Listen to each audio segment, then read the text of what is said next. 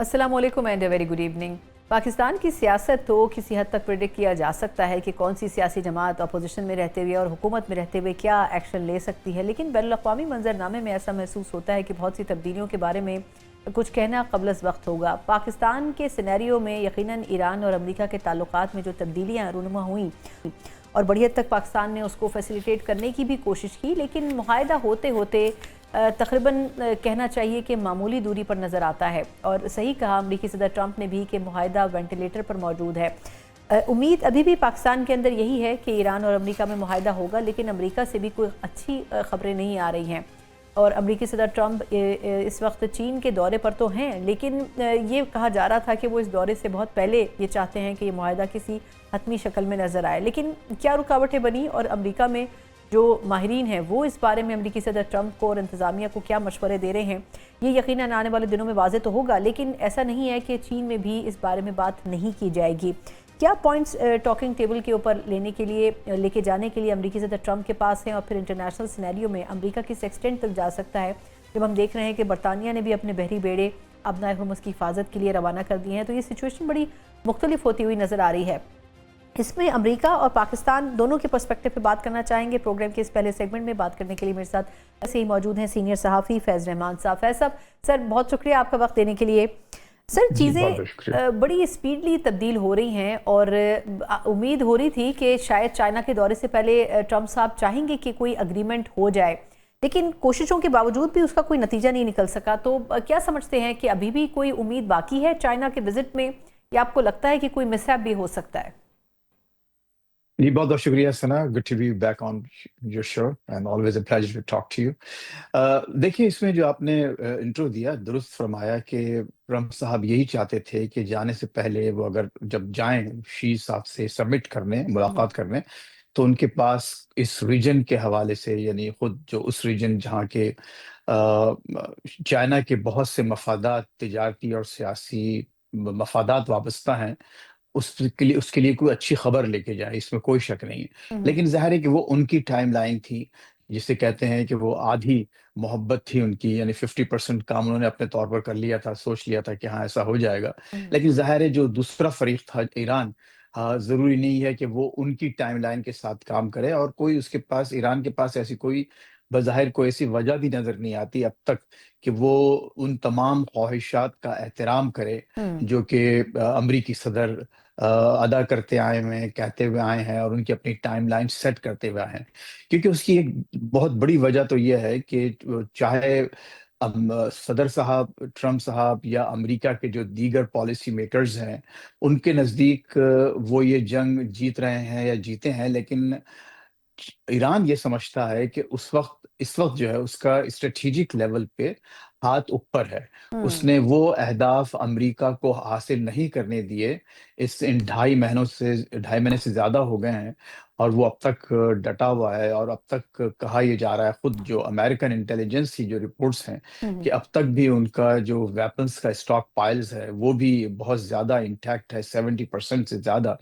तो ज़ाहिर है कि ईरान ये नहीं समझता कि वो इस मौके पर अमरीकी सदर को कुछ ऐसे कंसेशंस दे जिसकी कि वो उसको ज़रूरत नहीं है। और वो जो दूसरे जो मामलात हैं, चूंकि देखिए इन्होंने एक काम ऐसा किया जो उनको ज़ाहिर है कि अब दुनिया यही कह रही है कि नहीं करना चाहिए था, लेकिन ईरान को उन्होंने वो मौके फराहम कर दिए हैं अपनी इस स्ट्रेटजिक डिफीट से। और ये मेरे अल्फाज नहीं है, ये वो अल्फाज हैं जो यहाँ बहुत से अमरीकी दानिश्वर, जो एनालिस्ट, बड़े बड़े राइटर्स, और खुद अभी जो एक 2-4 रोज पहले यहाँ अटलांटिक जो बहुत ही क्रेडिबल बिल्कुल। मैगजीन है, और उसमें खुद एक बहुत ही शोहरा आफाक राइटर, और खुद ऐसे जो कि जिनका शुमार यहाँ के नियो कॉन्स में और रिपब्लिकन्स में होता था, जो बहुत प्रो वॉर रहे हैं और अब तक हैं, उन्होंने आर्टिकल लिखा। उन्होंने कहा कि ये जंग बेसिकली अमेरिका स्ट्रेटेजिक लेवल पे, टैक्टिकल लेवल पे जरूर कामयाबी हासिल की है, लेकिन स्ट्रेटेजिक लेवल पर इस वक्त यकीनन ईरान का पलड़ा भारी है,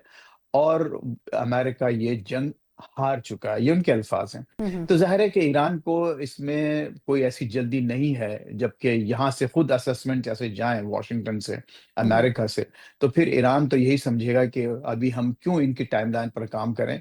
और उसके अलावा जो अब جو ایران کے اہداف ہیں اس پورے موقع سے فائدہ اٹھاتے ہوئے، یعنی اپنے آپ کو اسٹیبلش کرنا، جس میں جو بہت بڑا ایک اہم جو پوائنٹ انہوں نے اٹھایا ہے، جو اپنا جو پوائنٹ 5 پوائنٹ ایجنڈا دیا ہے، اس میں انہوں نے یہی کہا کہ اب ہم تو اسٹریٹ آف ہرمز پہ ساورنٹی چاہتے ہیں.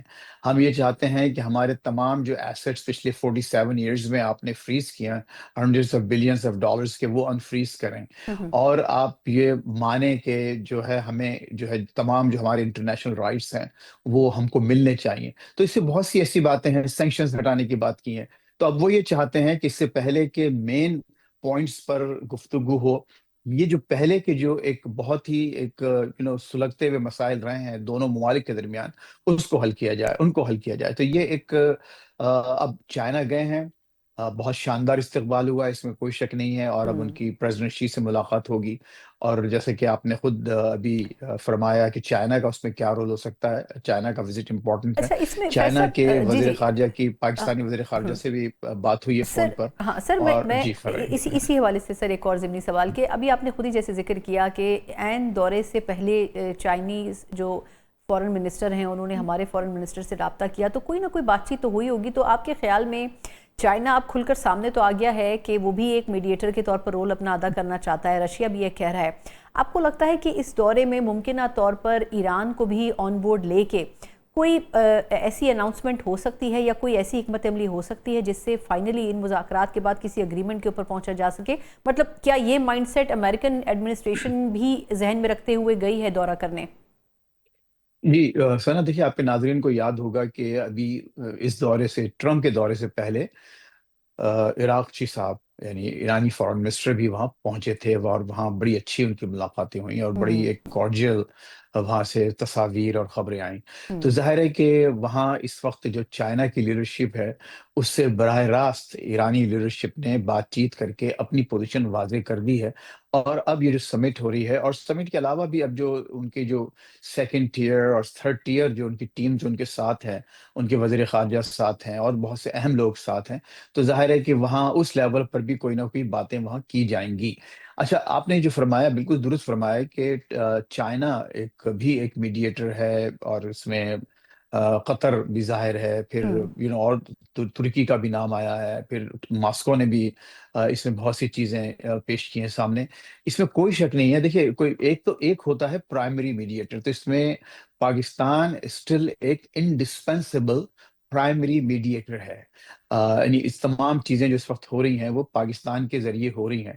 لیکن ظاہر ہے پاکستان جب ایک اتنے بڑے واقعے اور اتنے بڑے تنازع پر میڈیٹ کر رہا ہے، تو پھر اس کو دنیا کی جو دوسرے پاور سینٹرز ہیں اور دوسرے اہم ممالک ہیں جن کا اس خطے سے تعلق ہے اور اس تنازع سے تعلق ہے، پاکستان نے ان کو بھی کانفیڈنس میں لے رکھا ہے. اور ظاہر ہے چائنا ایک بہت بڑی مثال ہے کہ مسلسل پاکستان نہ صرف یہ کہ دوسرے ممالک جو ترکی، سعودی عرب، قطر، ایران، اس کے علاوہ وہ چائنا کے ساتھ بھی مسلسل رابطے میں ہیں. جو انہوں نے اسٹیٹمنٹ جاری کیا ہے چائنا نے اس فون کال کے بعد، وہ بڑا اہم ہے.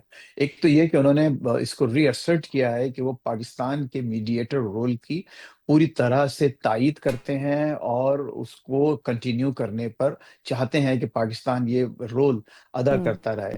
اور اس میں انہوں نے ایک بات اور بھی، ایک جملہ ہے کہ پاکستان کو انہوں نے یہ بھی کہا کہ پاکستان ول مینٹین کانفیڈنس. تو کانفیڈنس کا بہت اہم لفظ ہے کہ تمام جو فریقین ہیں اس میں، صرف ایران اور امریکہ ہی نہیں بلکہ دوسرے جو خطے کے ممالک ہیں جن کے مفادات اس پوری جنگ سے، اس تنازع سے وابستہ ہیں، ان کا بھی اعتماد پاکستان کو حاصل رہے گا. تو یہ ایک بہت اہم بات ہے. اور سو فار ظاہر ہے ہم یہی سمجھتے ہیں کہ پاکستان نے وہ تمام اعتماد اور تمام جو ٹرسٹ ہے حاصل کیا ہے تمام فریقین کا، اور موونگ فارورڈ وہی صورتحال رہے گی. لیکن یہ بہت امپورٹنٹ میسج وہاں سے چائنا سے آیا ہے، خصوصاً اس وقت جبکہ امریکی صدر بھی وہاں موجود ہیں. اور آپ یہ بھی دیکھیے کہ اس وقت امریکہ سے کچھ ایسی خبریں، کچھ ایسی باتیں یہاں جو پاکستان کے جو ڈٹریکٹرز ہیں، یعنی جسے کہتے ہیں دشمنان دین، جسے ہم اپنے محاورتاً کہتے ہیں، ان لوگوں نے جو پھیلانا شروع کر دی ہیں بیس لیس باتیں، جیسے نور بیس پہ تیاروں کا، بالکل ایرانی بالکل. تیاروں کا کھڑا ہونا، اور کوئی دو چار ایسی باتیں اٹھ رہی ہیں یہاں پر. لیکن اچھی بات یہ ہے، سنم، میں آپ کے پروگرام کے ذریعے بات کہنا چاہتا ہوں کہ ان بے بنیاد خبروں کی زیادہ تشہیر پاکستان کے میڈیا پر میں نے دیکھی ہے. یعنی اس کو ایک پرائم ٹائم میں ان کو بہت زیادہ ڈسکس کیا جا رہا ہے، لیکن یقین کریں یہاں کسی بھی کریڈیبل اخبار نے یا ایک نیوز چینل نے ان بے بنیاد خبروں اہمیت نہیں کو دی. ڈسکس کرنا مناسب ہی نہیں نہیں سمجھا، سمجھا. اس طرف دیکھا تک نہیں ہے. تو یہاں پر وہ ٹوٹل اگنور کیا گیا ہے، لیکن ظاہر ہے لابیز نے اس کو اٹھایا ہے. مثال کے طور پر ایک اخبار، ایک سی بی ایس چینل ہے جس کو بالکل جو تانے بانے وہاں سیدھے جا کے نیتن یاہو صاحب سے ملتے ہیں، تو وہ ان کا ہی سمجھیے ایک چینل ہے، اس نے یہ ایک بے بنیاد خبر لگائی، اور اس کے بعد پھر انہی کے جو اپنے لوگ ہیں اسی لابی کے، انہوں نے اس خبر کو اٹھایا. لیکن اچھا. اوور آل اس میڈیا، یہاں پر جو میڈیا نے اس کو ٹوٹل اس کو اگنور کیا. لیکن میں نے یہ دیکھا کہ پاکستان میں سر پاکستان کے آلموسٹ ہر میڈیا کی تو میڈیا نے، بات ہی ہر آؤٹ کچھ لیٹ اور نے ہے اس کو نا، مطلب اچھا مطلب یہ مجھے سمجھ میں آ رہا ہے. ایک سوال اور بھی سر، کیونکہ پاکستان کی میڈیا کو تو ارشاد. آپ پریڈکٹ نہیں کر سکتے جس طرح ہم چل رہے ہوتے ہیں، لیکن سر پاکستان کے کانٹیکس میں جس طرح پاکستان اور چین کا جو ایک مشترکہ 5 نکاتی منصوبہ تھا اس کے اوپر بھی بات ہو رہی ہے. پھر یہ کہ ابھی بھی بیک ڈور کے اوپر پاکستان کی فیسیلیٹیشن ہے. ابھی تک امریکی صدر ٹرمپ بار بار یہ بات کر رہے ہیں کہ فیلڈ مارشل اور پرائم منسٹر جو ہیں وہ بڑی زبردست پرسنالٹیز ہیں اور انہوں نے ایفرٹ کیا ہے. ایران بھی یہ بات کر رہا ہے، لیکن اسپوائلرز اس میں آپ بالکل ٹھیک کہہ رہے ہیں کہ اپنی جگہ بدستور موجود ہیں. ابھی کتنے چانسز آپ کو نظر آتے ہیں خود واشنگٹن میں بیٹھ کے دیکھتے ہوئے کہ کیا مذاکرات کی کوئی امید ہے؟ کیونکہ امریکی صدر ٹرمپ تو یہ کہہ کر گئے ہیں دورے پر کہ اگر بات نہیں بنی تو پھر شاید ہم فیصلہ کر لیں گے کہ ہم کسی ایکسٹریم پوزیشن پہ جائیں گے. تو آپ کو کیسی وائبز آ رہی ہیں وہاں پر؟ اس طرح دیکھیے، اس میں کوئی شک نہیں ہے کہ یہ تنازع، یہ جو ایک ابھی تو جنگ اس کو کہتے بھی نہیں ہے، یہ کانفلکٹ ایک میز پر ہی حل ہوگا، اس میں کوئی شک نہیں ہے. اور یہ جو اس وقت آپ بلسٹر یا اتنی بڑی بڑی باتیں اور دھمکیاں جو دیکھ رہے ہیں امریکہ کی طرف سے بھی، اور ظاہر ہے وہاں سے بھی، ایران سے بھی وہ باتیں آ رہی ہیں، تو اس میں وہ ایک اسٹریٹجی بھی ہے، ٹیکٹکس بھی ہیں کہ تھوڑا سا فریق کو اپنے دبا کر رکھا جائے، اس کو پریشر میں یہ بتایا جائے کہ ہم یہ کر دیں گے. اور یہ ٹرمپ مستقل آپ پچھلے 2.5 مہینوں سے، پہلے دن سے یہ باتیں کہتے آ رہے ہیں. لیکن میرا خیال ہے کہ چائنا سے واپسی کے بعد آپ اس میں کچھ پازیٹیو پیش رفت دیکھیں گے. اور مجھے پوری امید ہے کہ خود ٹرمپ بھی یہ چاہیں گے کہ اگر چائنا کی طرف سے کوئی معقول بات آئی اور جس کو پوری طرح سے پاکستان کی ایفرٹس اور پاکستان کا جو میڈیٹنگ رول ہے اس کو بیک اپ کر سکتا ہے، اس کو ایگزیکیوٹ کر سکتا ہے، امپلیمنٹ کر سکتا ہے، تو آپ کچھ اچھی خبریں دیکھیں گے. یہ مجھے کچھ ایسا لگ رہا ہے، کیونکہ جس طرح سے چائنا کی تعریف کی جا رہی ہے، چائنا نے جو ان کی تعریف کی ہے، اور جس طرح کا وہاں استقبال ہو رہا ہے، تو میرا اپنا ایک اسسمنٹ یہی ہے، it's not just a vibe, it's an assessment, کہ چائنا ضرور اس میں ایک امپورٹنٹ رول پلے کرے گا. اور کیونکہ صرف چائنا کا معاملہ نہیں ہے، اس پورے خطے کا معاملہ ہے جہاں پر چائنا کا اثر و رسوخ بڑھ رہا ہے. دیکھیے اگر یہ خطہ زیادہ تباہی کی طرف جاتا ہے تو خود اس میں جو چائنا کے جو اپنے جو پروجیکٹس ہیں، خصوصاً belt and road and belt والے معاملات، اور جو دوسرے جو ان کی مختلف پورٹس جو انہوں نے لے رکھے ہیں، جس کو وہ گوادر سمیت اور دوسرے جو وہ چلاتے ہیں، تو ظاہر ہے وہ سب متاثر ہوں گے، ان کے معاشی مسائل ان کی کمپنیز کے لیے پیدا ہوں گے. تو خود ان کا اپنا بہت بڑا اسٹیک ہے، صرف انرجی کا اسٹیک نہیں ہے کہ 10-12% ان کی انرجی اسٹریٹ آف ہرمز سے آتی ہے، آئل اور دوسرے ایون فرٹیلائزرز وغیرہ بھی. خود ان کا اپنا سیاسی جو انفلوئنس ہے وہ بہت متاثر ہوگا اگر یہ جنگ طول کھینچتی ہے. تو اس میں کوئی شک نہیں ہے کہ اس وقت بہت بڑی اپرچونٹی ہے، جو کہ پہلے سے یہ طے تھی یہ سمٹ، اور اس جنگ کے بعد یہ سمٹ ہو رہی ہے دونوں صدور کی، اس میں یقیناً یہ بہت بڑا ایک ٹاپک ہے ان کے، اور کہا ہے دونوں نے یہ ٹاپک ہے. پھر چائنیز لیڈرشپ جس طرح سے پاکستان اور دوسرے ممالک سے بات چیت کر رہی ہے، تو مجھے یقین ہے کہ یہ کوئی نہ کوئی راستہ اچھی ضرور خبر نکلے ہم گا. کو اس کے بعد ملے گی ضرور. بالکل ٹھیک. تھینک یو سو مچ سر، آپ کے بہت ہی Absolutely. پریسائز کے لیے. فیض رحمان صاحب واشنگٹن ڈی سی سے سینئر صحافی، ہمیں اس وقت کی جو سچویشن ہے بڑی حد تک اس میں جو ڈیولپمنٹس ہو رہی ہیں اس کے اوپر اپنا تبصرہ دیتے. یقیناً کوئی دو رائے نہیں ہے کہ پاکستان سمیت دنیا کے بہت سے ممالک یہ چاہیں گے کہ اس خطے میں نہ صرف امن ہو بلکہ یہ جو جنگی ماحول ہے امریکہ اور ایران کے بیچ میں، یہ سلسلہ کہیں تھمے اور دونوں ممالک مذاکرات کی میز پر آئیں. لیکن اس کے لیے جو بہت سے ایفرٹس کیے جا رہے ہیں अभी भी किसी हद तक गुंजाइश बाकी है कि दोनों फरीकैन को कन्विंस किया जा सके, और उसमें चीन एक बहुत अहम किरदार अदा कर सकता है पाकिस्तान के बाद।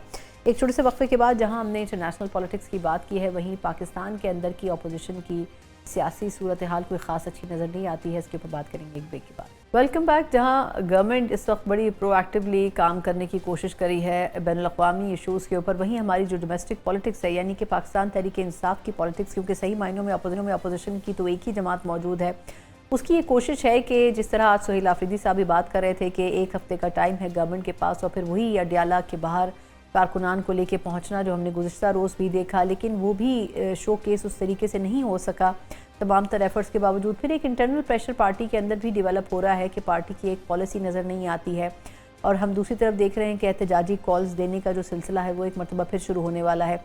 इसी पूरे माहौल में मौलाना फजल रहमान साहब और मौलाना के साथ अचकज़ई साहब की गुज़िश्ता रोज़ मुलाकात जो हुई, उसके बारे में कहा जा रहा है कि शायद अपोजिशन एक पेज पर आ सकती है, लेकिन ये तमाम चीज़ें आखिर जा किस तरफ रही हैं, इसके ऊपर कुछ सियासी तज्ज़िया लेंगे। बात करने के लिए सेगमेंट में मेरे साथ मौजूद हैं साबिक़ वफाकी वज़ीर और सीनियर सियासतदान फवाद चौधरी साहब। फवाद साहब, आपके वक्त का बहुत शुक्रिया। ये फरमाइएगा कि पहले तो मौलाना फजल रहमान साहब और महमूद अचकज़ई साहब की बड़े अरसे के बाद मुलाकात हुई, बल्कि अचकज़ई साहब तो बड़े एक्टिव ही नहीं थे काफ़ी अरसे से। क्या आपको लगता है कि अपोजिशन दोबारा मुतहरिक होने जा रही है? लेकिन ये बेहतरीन बात तो यही है कि अपोजिशन मुतहरिक हो, क्योंकि इस वक्त तो हुकूमत को लग रहा है कि कोई चैलेंज ही नहीं है। और इसीलिए आपने देखा कि जो पेट्रोल प्राइसेस हों, महंगाई हो, तमाम जो आम आदमी से मुंसलिक जो मामलात हैं उनके ऊपर तो तकरीबन हुकूमत जो है वो ला ताल्लुक ही नज़र आती है। और ये इसकी वजह ये है कि वो समझते हैं कि कोई चैलेंज नहीं है। और अनफॉर्चुनेटली जो महमूद अचकज़ई साहब जब से लीडर ऑफ अपोजिशन बने हैं, he has miserably failed to play any part इस ज़मन में। और अगर मौलाना फजल रहमान और ये इकट्ठे होते हैं तो उसका फ़ायदा ये होगा कि एक अपोजिशन जो है वो एक प्रेशर ग्रुप के तौर के ऊपर तो कम अज़ कम नज़र आए पहले। और अच्छी बात है, आज अडयाला में भी काफ़ी एक्टिविटी जो है वो इसलिए नज़र आई है, और अपोजिशन का जागना इम्पोर्टेंट होगा। लेकिन ये कहना कि ये कोई एक मुलाकात से वो कोई मौसर हो जाएंगे, ये ज़रा मुश्किल है।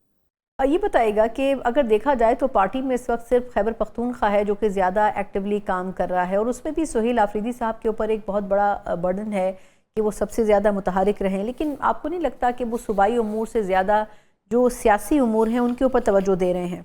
खैबर पख्तूनख्वा के अवाम का सबसे बड़ा मसला इस वक्त क्या है?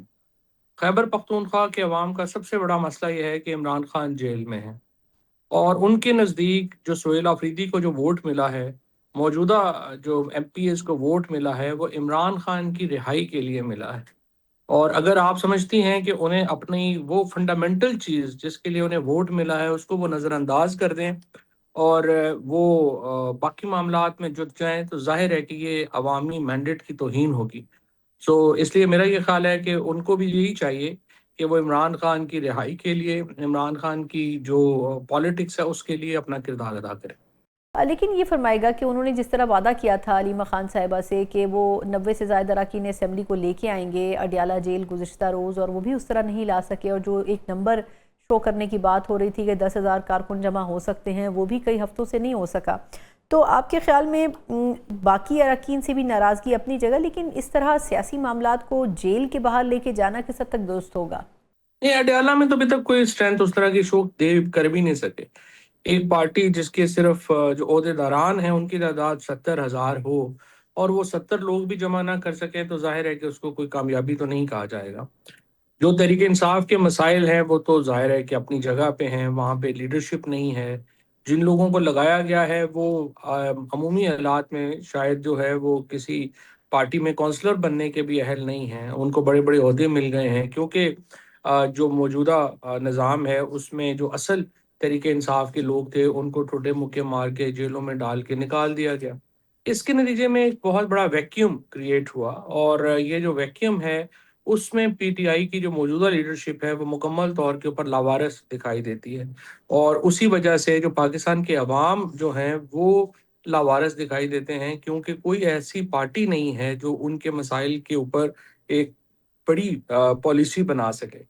और जो गौहर हो गए, सलमान राजा वगैरह हो गए, ये जो सारे लोग इस वक्त पार्टी चला रहे हैं बशमूल सोहेल अफरीदी वगैरह के, وہ مکمل طور پہ ناکام ہوئے ہیں تحریک انصاف کی آواز بننے میں، عوام کی آواز بننے میں، اور عمران خان کی آواز بننے میں، اور اسی لیے ان کے اوپر پریشر ہے کہ وہ اپنے عہدوں سے ہٹ جائیں، اور یہ پریشر دن بدن بڑھتا جا رہا ہے۔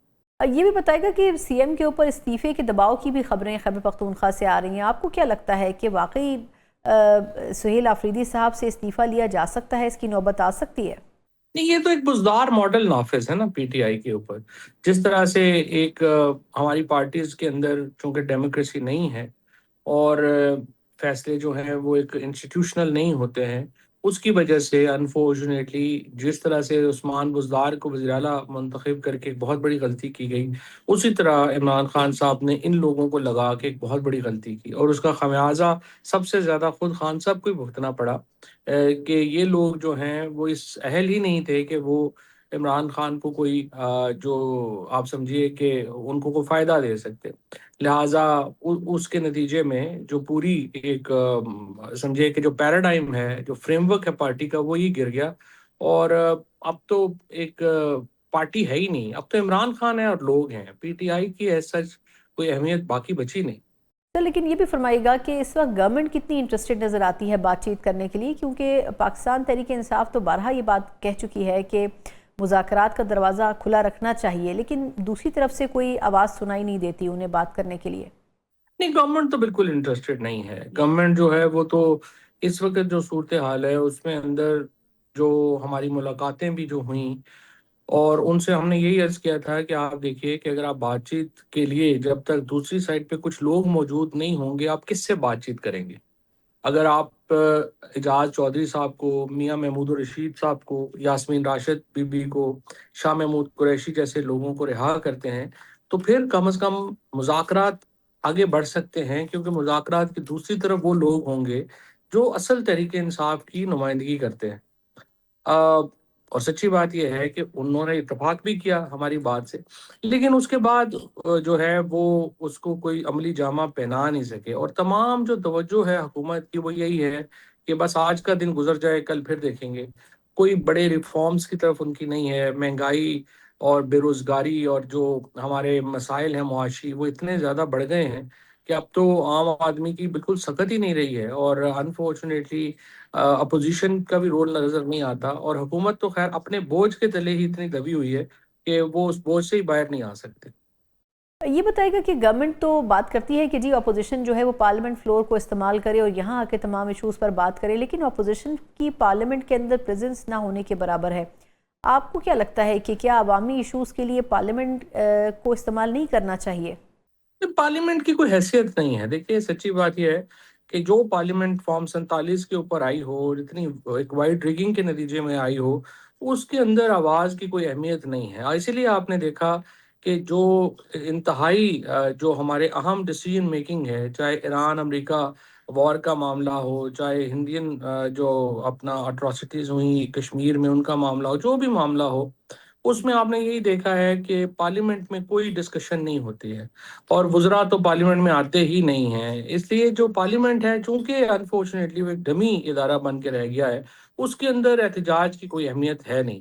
سو اس لیے جو پی ٹی آئی کو اصل میں تو دیکھنا یہ ہے کہ وہ کیا کریں کہ ان کا احتجاج ایک مؤثر عوامی احتجاج جو ہے وہ نکلے۔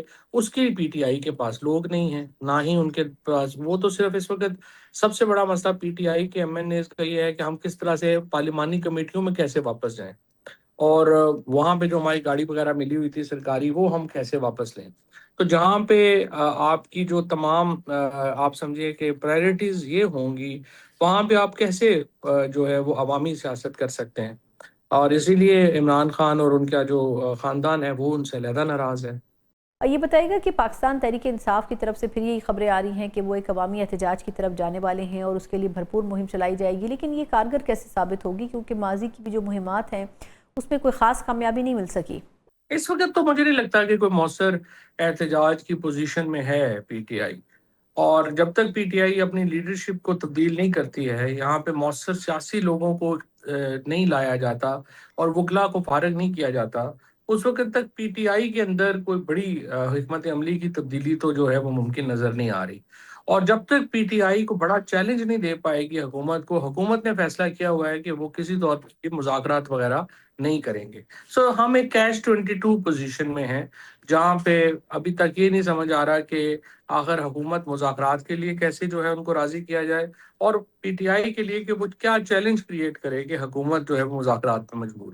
بہت بہت شکریہ فواد چودھری صاحب، سابق وفاقی وزیر اور سینئر سیاستدان ہمارے ساتھ تھے. یقیناً پاکستان تحریک انصاف اپنے تمام آپشنز استعمال کر رہی ہے، لیکن بڑی حد تک اس کے لیے یہ ضروری ہے کہ خیبر پختونخوا کی حکومت اور وہاں کے موجود کارکنان بھی اتنا ہی انوالو ہوں، جن کی ہمیشہ سے یہ شکایت رہی ہے کہ جو سیاسی لیڈرشپ ہے وہ عین احتجاج کے موقعوں کے اوپر ان کا ساتھ چھوڑ دیتی ہے. اس کے اوپر ایک چھوٹے سے وقفے کے بعد مزید بھی بات کریں. کے بعد ایک بار پھر آپ کو خوش آمدید کہتے ہیں. جس طرح پاکستان میں ایک طرف صورتحال ایسی ہے کہ وفاقی حکومت اور باقی صوبائی حکومتیں یہ کوشش کر رہی ہیں کہ امپورٹنٹ کور ایشوز کے اوپر ایک یکسوئی پائی جائے، وہیں دوسری طرف ہم دیکھ رہے ہیں کہ خیبر پختونخوا کی جو حکومت ہے وہ بالکل ایک مختلف ڈائریکشن میں چلتی ہوئی نظر آ رہی ہے. کبھی وہ دہشت گردی کے خاتمے کے لیے افغانستان سے بات چیت کی بات کرتے ہیں، اور کبھی وہ بانی پی ٹی آئی چیئرمین کی رہائی کے لیے 90 سے زائد اراکین کو اڈیالہ کے باہر لانے کی بات کرتے ہیں. لیکن ان تمام چیزوں سے قطع نظر یہ بات بھی کہی جا رہی ہے کہ کیا واقعی آفریدی صاحب بحیثیت وزیر اعلیٰ صوبے کے امور کو بڑی حد تک انجام دینے میں کامیاب ہو سکے ہیں؟ اس کے اوپر خود ان کے کارکنان بھی سوالیہ نشان رکھتے ہیں کہ کیا واقعی صوبے کے جو انتظامی امور ہیں اس کے اوپر توجہ کیوں نہیں دی جا رہی ہے. اسی کے اوپر ذرا تفصیلی ہم اس سیگمنٹ میں بات کریں گے. بات کرنے کے لیے میرے ساتھ موجود ہیں leader Khyber Pakhtunkhwa assembly doctor عباد اللہ خان صاحب. ڈاکٹر صاحب، سر آپ کے وقت کا بہت شکریہ. یہ فرمائیے گا کہ ابھی ایک دن پہلے کی بات ہے کہ وزیر اعلیٰ صاحب یہ کہہ رہے تھے کہ اڈیالہ کے باہر 90 سے زائد اراکین کو وہ لے کر آئیں گے. غالباً ایسا کرنے میں وہ کامیاب تو نہیں ہو سکے، لیکن آپ کو کیا لگتا ہے کہ اس قسم کی علامتی جیسچر سے کوئی فرق پڑنا ہے وفاق کو یا اڈیالہ جیل کی صورتحال کو، اور یہ کرنے کی ضرورت آخر محسوس کیوں کی ہوگی انہوں نے؟ بسم اللہ الرحمن الرحیم. شکریہ سنا. یہ جو ایکچولی میں شروع کروں گا، یہ لاکڈاؤن کی بات آپ نے کی، پھر چیف منسٹر کی بات آپ نے کی. یہ ایک بدقسمتی ہے ہماری کہ ہمارے صوبے میں لاسٹ 13 ایئر سے غیر سنجیدہ لوگ مسلط تھے، جو اکثر میں ورڈ یوز کرتا ہوں سیاسی نابالغ لوگ ہیں. اور جو ڈسیزن جو لینے والا ہے اس نے تستنجیب بنایا خیبر پختونخوا کو، وہ قیدی سوچار ہے، وہ یہ ایکسپیریمنٹ کرتے ہیں بار بار. تو یہ لوگ نہ سنجیدہ ہے صوبے کے مسائل کے حل کرنے میں، نہ یہ لا اینڈ آرڈر میں سنجیدہ ہے، نہ گورنمنٹ میں سنجیدہ ہے. یہ اصل میں کہتا ہوں کہ آپ اس کے عمران بھی کیا کریں، لیکن ہمیں چاہیے آج کے پختونخوا جو پختونخوا کے پرابلم ہے، ایشوز ہے، اس پر بات کرے. یہ گورنمنٹ چلتی ہے بیسیکلی ٹکٹاک پر، کبھی اڈیالہ کے باہر ٹکٹاک بناتے، کبھی سپریم کورٹ میں برگر کھاتے ہوئے ٹکٹاک بناتے، کبھی اسٹریٹ موومنٹ. آپ نے دیکھا ہوگا، آپ نے اس سے پہلے کبھی نہیں سنا ہوگا کہ ایک صوبے کا چیف ایگزیکٹو ہو جا کر کبھی ایک چوک میں کبھی دوسرے چوک میں گاڑی کے چھت پر کھڑے ہو کر وہ ایجوکیشن شروع کرے، کبھی ایک ڈسٹرکٹ کو بند کرے، کبھی دوسرے ڈسٹرکٹ کو بند کرے. چیف ایگزیکٹو کا کام تو یہ ہوتا ہے ڈلیور کرنا، پرفارم کرنا، لوگوں کے مسائل حل کرنا. لیکن بدقسمتی سے باقی پاکستان تو بچ گیا، لیکن تبدیلی پختونخوا میں آئی ہے کہ حکومت روزانہ ایجوکیشن، روزانہ یہ چیزیں چل رہی ہے، جس سے خیبر پختونخوا کا جو بجٹ ہے تو مور دین 90% ان چیزوں کے نظر ہو جاتی ہے، ایجوکیشن کے نظر ہو جاتی ہے، خان صاحب کے فرمائشوں کے نظر ہو جاتی ہے. اب بھی خان صاحب کی بہنیں ہیں، ہمارے لیے قابل احترام ہے، میں کسی کے پیچھے طرف بات نہیں کرتا. ابھی وہ آرڈر دے گا کتنے، میں اسی دن یہ سن کر کل مجھے بہت افسوس ہوا کہ میڈیا کے ایک دوست نے اس سے کوشچن کیا، علیمہ خان میں بھی تھے، کہ یہ بنوں میں 20 سے زیادہ لوگ شہید ہوئے پولیس سے بیکار، وہاں یہ سچویشن ہے، سرکردہ میں یہ سچویشن ہے. تو کیا چیف منسٹر کو وہاں نہیں ہونا چاہیے تھا کہ آپ نے ادھر بلائے؟ اس نے کہا نہیں، وہاں ضرورت نہیں ہے. مطلب ہماری پولیس کی، ہمارے صوبے کے لوگوں کی لاشوں کی بھی کوئی قیمت نہیں ہے. لیکن ٹکٹاک بنانا، ادھر آنا، آپ نے جس طرح وہ ذکر کیا کہ سمبولکلی شو کرنا، اس کی امپورٹنس زیادہ ہے، لوگوں کی لاشوں کی امپورٹنس کم ہے، کیونکہ یہ پرائرٹیز میں نہیں ہے. پھر سے یہ 13 سال سے یہ ان کی پرائرٹیز میں نہیں رہی. اگر کل یہ اڈیالہ کے باہر تھے تو آپ نے دیکھا ہوگا کہ 2 ہفتے پوری کیبنٹ پوری گورنمنٹ یہ پختونخوا ہاؤس کے باہر فٹ پاتھ پر بیٹھے رہے. کبھی اچھا سپریم لیکن کورٹ ڈاکٹر صاحب بیٹھے، سر کبھی ہاں ڈاکٹر صاحب یہ فرمائیں کہ یہ تو بیٹھے رہے ہیں لیکن پھر بھی غالباً علیمہ خان صاحبہ جو خان صاحب کی بہن ہیں وہ تو ان کی پرفارمنس سے مطمئن نہیں ہے، اور میرا خیال ہے اسی بات پر باس پرس بھی ہوئی تھی جس کی وجہ سے انہوں نے کارکنوں کو لانے کا کہا، وہ بھی نہیں لا سکے. یہ جو ان کے اوپر استعفے کی بات ہو رہی ہے کہ دباؤ موجود ہے پارٹی سے بھی کارکنوں سے بھی، آپ کے پی سے آپ کو کتنا محسوس ہوتا ہے کہ وہ جو ڈیلیورنس کی بات ہے وہ کس حد تک ہوئی ہے، اور کیا واقعی استعفے پر دباؤ کی خبریں صحیح ہیں؟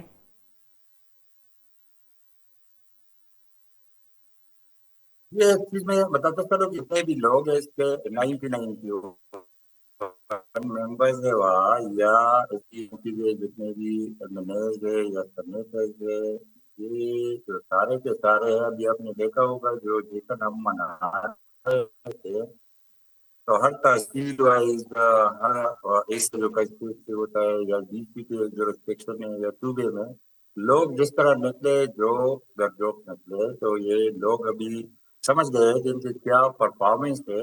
ایک چیز ضرور ہوتی ہے اس کے اوپر جو پرسد کی بات آپ نے کی، یہ بندہ جب الیکٹ ہوا یا جس طریقے سے بھی آیا تو فرسٹ چیز میں اس نے کہا کہ میں سیاست جس طرح مزاحمتی سیاست کا میں چیمپئن. تو ایک سال گزرنے تو وہی چیمپئن جو ہے اس کی چیمپئنشپ ہم نے نہیں دیکھی. اس نے کیا کیا، بلکہ میں تو اس کا الٹ سوچتا ہوں کہ ایک چیز پر جو پی ٹی آئی میں جتنی بھی بندی ہے، جتنی بھی گروپ ہے، جتنے بھی پاور سینٹر ہے، جتنے بھی لوگ کرسیوں پر موجود ہے، ورکر کی میں بات نہیں کر رہا ہے. جو لوگ ابھی ایم پی ایز ہے، جو ایم ایل ایز ہے، جو منسٹرز ہے، جو چیف منسٹر ہے، جو سینیٹر ہے، جو ددار ہے، اس کے تو وہ ایک چیز پر متفق ہے کہ خان صاحب کبھی باہر نہ آئے. یہ ایک چیز بہت کلیئر ہے.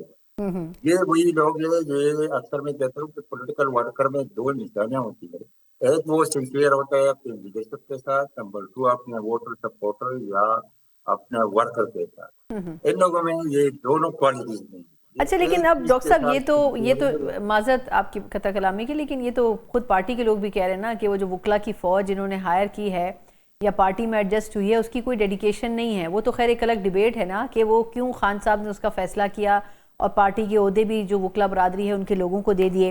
لیکن آپ کے خیال میں یہ فرمائیے گا کہ ابھی ریسنٹلی پرائم منسٹر صاحب نے بھی بات کی تھی ان سے جب ٹیررزم کے حوالے سے کچھ انسیڈنٹس ہوئے تھے، لیکن ابھی تک ٹیررزم کو اس طرح کنٹرول نہیں کر سکے. ہر گزرتے دن جو کے پی پولیس ہے، سیکیورٹی ادارے ہیں، ان کو ٹارگٹ کیا جا رہا ہے، اور نہ تو افغانستان سے متعلق کے پی حکومت کی پالیسی میں کوئی تبدیلی آئی ہے، سوچ میں آئی ہے. پھر اس کا حل کیا ہونا چاہیے آپ کے خیال میں کہ آپ لوگ یا اپوزیشن کی جماعتیں پھر سیکیورٹی اداروں کو اور گورنمنٹ کو کیا پھر ایڈوائز کر رہی ہیں؟ جو ہمارے تحفظات ہیں اس کو سائڈ پر رکھ کر کے لائن آرڈر پر ہم کہتے ہیں ہم سب کہیں، لیکن بدقسمتی سے یہ ان کی پرائرٹیز میں ہے ہی نہیں. بلکہ دہشت گردی ختم کرنا تو دور کی بات ہے، بلکہ اکثر میں کہتا ہوں کہ یہ فیسیلیٹیٹر ہے، یہ لانے والے ہیں. یہ آپ کو پتا ہوگا، تھوڑا میں آپ کے 2-3 منٹ لوں گا جی جی. کہ جب ایک کا اٹیک ہوتا ہے اس وقت پرائم منسٹر نواز شریف صاحب گورنر ہاؤس تشریف لاتے ہیں اور تمام پولیٹیکل لیڈرشپ کو پلس ملٹری لیڈرشپ اور انکلوڈنگ وہی بندہ جو اس وقت اسمبلی کے باہر جس نے کنٹینر پر کھڑے ہو کر ریپیٹڈلی گالیاں نکالتا رہا، اس کو بھی بلایا گیا اپنا ان پٹ دے دے. وہ نیشنل ایکشن پلان بنتی ہے، اس کے بعد یہ آپریشن ضرب اعظم ہو جاتی ہے، ایمرجنسی ختم ہو جاتی ہے. نیشنل ایکشن پلان میں میجارٹی کام جو کرنے کے ہیں وہ سیکورٹی فورسز کی نہیں دی، وہ سویلین گورنمنٹ کی کرنے کی کام.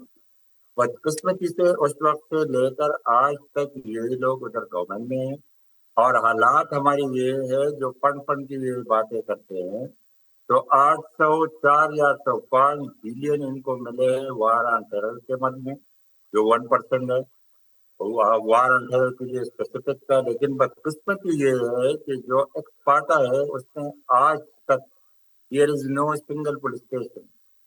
جو پورا پختونخوا ہے there is no single safe city.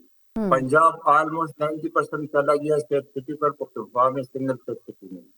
اس طرح سے پولیس جو مین فورس ہے جو ٹیررزم کو کاؤنٹر کرتا ہے، آج تک وہ بیچارے تک بندے نہیں ہے. ہماری پولیس کی یہ حالت ہے، ان کی کسی بندے نہیں ہوئی، ان کو ایکوپ نہیں کیا گیا، ان کی ٹریننگ نہیں ہوئی، ان کی سیلری چیک کر لے، سارا کچھ چیک کر لے. بیسک پوائنٹ یہ ہے کہ ان کی پرائرٹیز میں یہ چیز شامل ہی نہیں ہے. ان کی پرائرٹیز میں صوبے کو ڈیلیور کرنا، گڈ گورننس کرنا یا لا اینڈ آرڈر، یہ ان کے پرائرٹیز میں کچھ شامل ہی نہیں ہے. یہ ایک المیہ ہے. اس میں آپ کی یہ بات ٹھیک ہے کہ جس طرح تمام ہمارے پولیٹیکل پارٹیز جو ہے، ہم سب نے ایک پیج پر ہو کر ان کے ساتھ بیٹھے تھے لاسٹ ایئر، جرگہ کیا تھا کہ اس ایشو پر ہم آپ کے ساتھ ہیں، آپ اسٹیپ لے لیں. اسٹیپ لینا گورنمنٹ کا کام ہے، لیکن بدقسمتی سے ان لوگوں نے اس کا بھی فائدہ نہیں اٹھایا. ابھی other than minus P T I سب کو ایک ہونا چاہیے، کوئی وے آؤٹ نکالنا چاہیے. میں رات کو چارسدہ میں تھا، وہاں پر آج بھی ماتم ہے، آج بھی لوگ جتنے خرچ سے گزر رہے ہیں. 90% پختونخوا میں لوگ مغرب کے بعد گھروں سے باہر نہیں نکلتے. تو کون ہے وے آؤٹ، کون نکالے گا؟ یہ لوگ جو بظاہر کہتے ہیں ہم فوج کے خلاف ہے، فوج کو نکلنا چاہیے. یہ میں ابھی آپ کے پروگرام کے وساطت سے کہہ رہا ہوں کہ اسکیم آ کر آپ کے لیے وہ ایک لیٹر لکھتے کہ اس صوبے سے نکل گئے بے اور الٹرنیٹ ہمیں سولوشن دے کہ آپ کے پاس کیا ہے سولوشن کے لیے. میں ان کے ساتھ کھڑا ہونے کے لیے تیار ہوں. لیکن یہ رات کو کچھ بولتے ہیں، دن کو پاپولر نیریٹو کے ساتھ کھڑے ہوتے ہیں، کچھ اور بولتے ہیں. یہ المیہ ہے، یہ کھیل کھیلا جا رہا ہے پختونخوا کے لوگوں کے ساتھ. ٹھیک، بالکل ٹھیک. یقیناً میرا خیال ہے کہ اگر اپوزیشن کی یہ جماعتیں کچھ مل بیٹھ کر ایفرٹ کریں تو شاید صوبائی حکومت بھی کچھ زحمت کر لے. Thank you so much sir. Doctor عباد اللہ خان اپوزیشن لیڈر کے پی اسمبلی ہمارے ساتھ تھے. اور جہاں ایک ٹیررزم کا مسئلہ پورے صوبے کے لیے ایک بہت ہی بڑا ایشو ہے، وہیں دیکھا جائے تو صوبائی حکومت کو بھی اس کے اوپر تمام تر چیزوں سے ہٹ کر پرائیورٹی کے ساتھ اس ایشو کو ٹیک اپ کرنا چاہیے، جو کہ وفاقی حکومت بھی جس میں اپنا کنٹریبیوشن کرنے کو بھرپور طریقے سے تیار ہے. لیکن انفارچونیٹلی دونوں جو حکومتیں ہیں، یعنی صوبائی اور وفاقی حکومتیں، وہ اس بارے میں بات کرنے کی پوزیشن میں نظر نہیں آتی ہیں. اسی کے ساتھ ہی پروگرام کا وقت ختم ہوتا ہے. مجھے اجازت دیجیے. اللہ حافظ.